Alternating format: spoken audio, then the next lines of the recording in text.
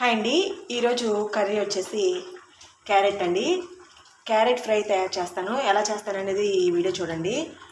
క్యారెట్ని ఇలా సన్నగా తురుముకోవాలండి. అలాగే వెల్లుల్లి, పచ్చిమిర్చి, ఎండుమిర్చి, కరివేపాకు, కొత్తిమీర. వీడియోని పూర్తిగా చూడండి. ఒక్క నిమిషం వీడియోలో క్యారెట్ ఫ్రై ఎలా తయారు చేయాలో మీకు అర్థమైపోతుంది. ఆయిల్ వేడెక్కిన తర్వాత జీడిపప్పు వేసానండి. అవి కూడా వేగిపోయి తీసేద్దాం.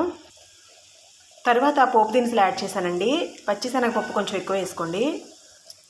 పోపు దినుసులు వేగిపోయినాయండి. తర్వాత పచ్చిమిర్చి, ఎండుమిర్చి, వెల్లుల్లి యాడ్ చేద్దాం. తర్వాత క్యారెట్ తురుము యాడ్ చేశానండి. వెల్లుల్లి ఎప్పుడైనా సరే కట్ చేసి వేసుకోండి. రుచికి సరిపడా సాల్ట్ని కూడా యాడ్ చేద్దాం. గ్యాస్ని సిమ్లో పెట్టుకుని ప్రిపేర్ చేసుకోవాలండి.